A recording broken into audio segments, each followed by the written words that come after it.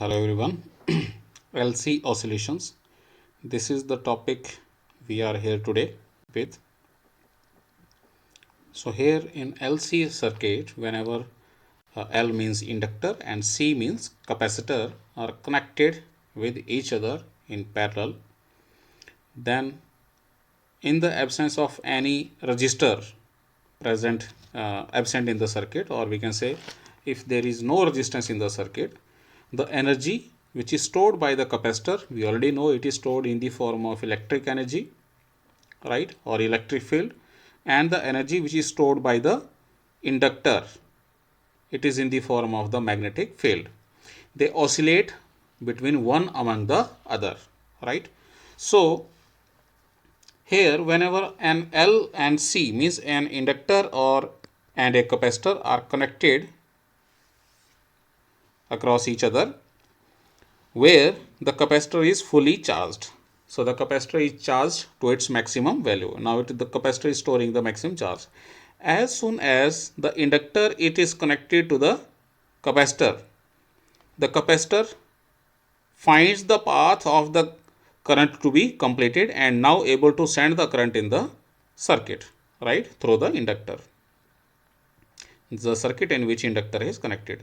Now this capacitor starts sending the charge in the circuit in this direction as soon as this inductor is connected, right?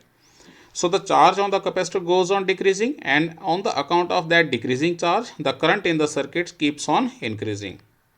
So current keeps on increasing in the circuit. Okay.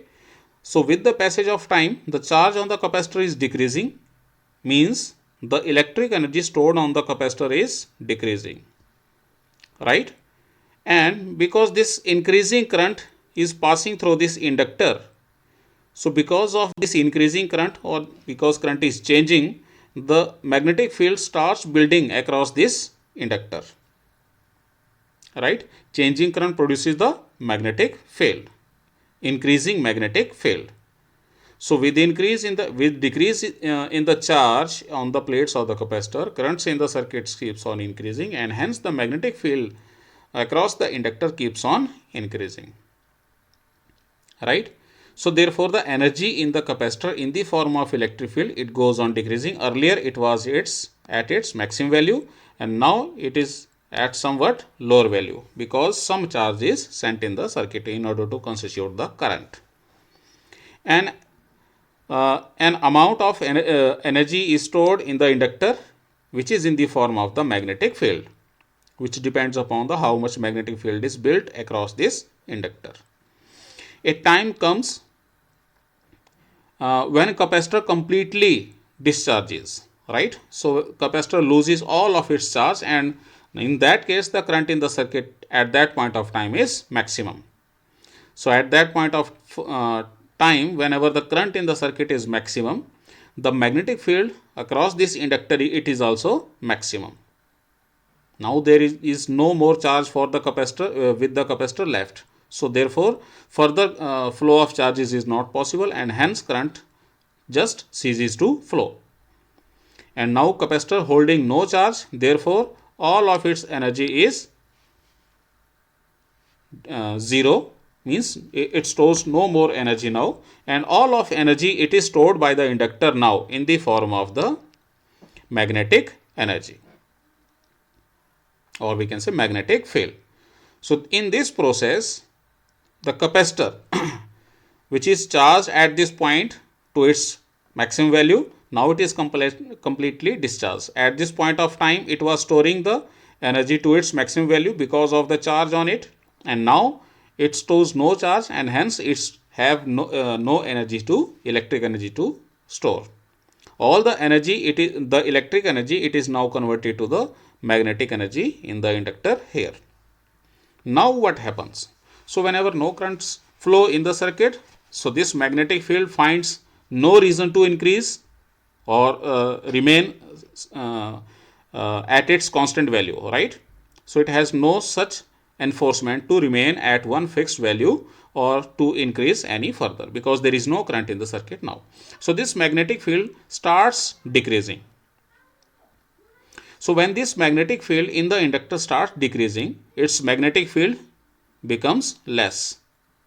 Its magnetic field starts becoming less, and hence the magnetic energy stored in the inductor starts decreasing.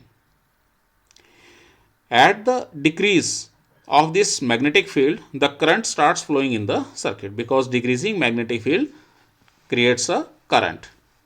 Now this current, because it is a decreasing magnetic field, so this magnetic field starts charging the capacitor, but now with opposite polarities.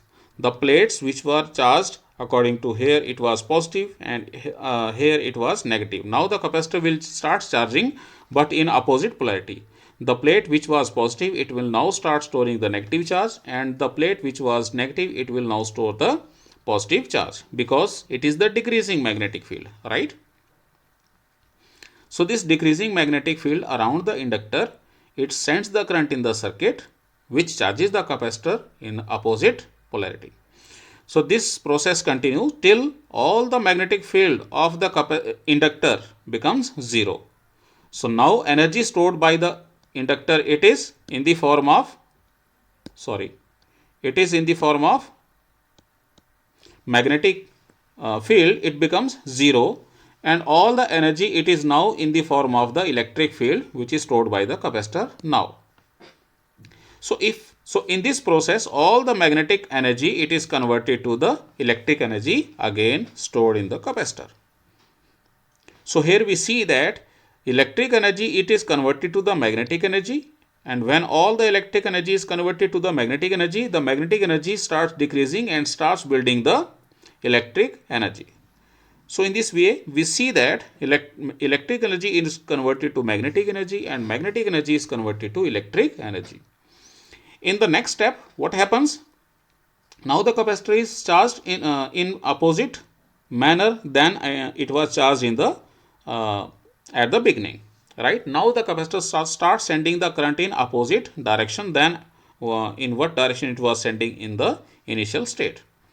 So due to which the magnetic field starts building across the inductor again, of course with some opposite nature than what was building earlier, because the direction of current is changed, or we can say reversed. So again the capacitor starts losing the charge, and it starts becoming the lesser and lesser, and hence lesser and lesser the electric field gets stored on the capacitor, and all the energy starts building across the inductor. It is in the form of the magnetic field again. So the electric energy of the capacitor goes on decreasing, and the magnetic energy of the capacitor goes on increasing. This process continues again till the capacitor completely discharges. Now the capacitor have no more charge to sustain the current in the circuit, right? So all the energy of the capacitor, it is zero now. It is zero now, and all the energy of the capacitor appears as the energy of the inductor in the form of the magnetic field again. Now again, because there is no more current left in the circuit, so magnetic field of the inductor, it finds no reason to remain at constant value or increase any further, so it starts decreasing. So it starts decreasing, sending the current in the circuit so as to charge the capacitor again in opposite we can say polarity, as it was done here in this diagram. So in magnetic field, energy goes on decreasing, which charges the capacitor to its initial value.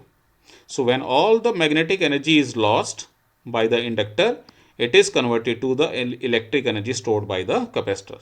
So we see that these oscillation between electric energy in the capacitor and the magnetic energy in the inductor keeps on oscillating between the capacitor and the inductor. Such oscillations are called as the LC oscillations, or electromagnetic oscillations. If there is a no resistor connected in this circuit of L and C, that means the energy to which the capacitor is charged, it will be its highest value. So if we talk about the charge on the capacitor, so we can represent the charge on the capacitor in this way. So this is the charge on the capacitor, this is the time. So every time the capacitor will get charged to its maximum, value, right?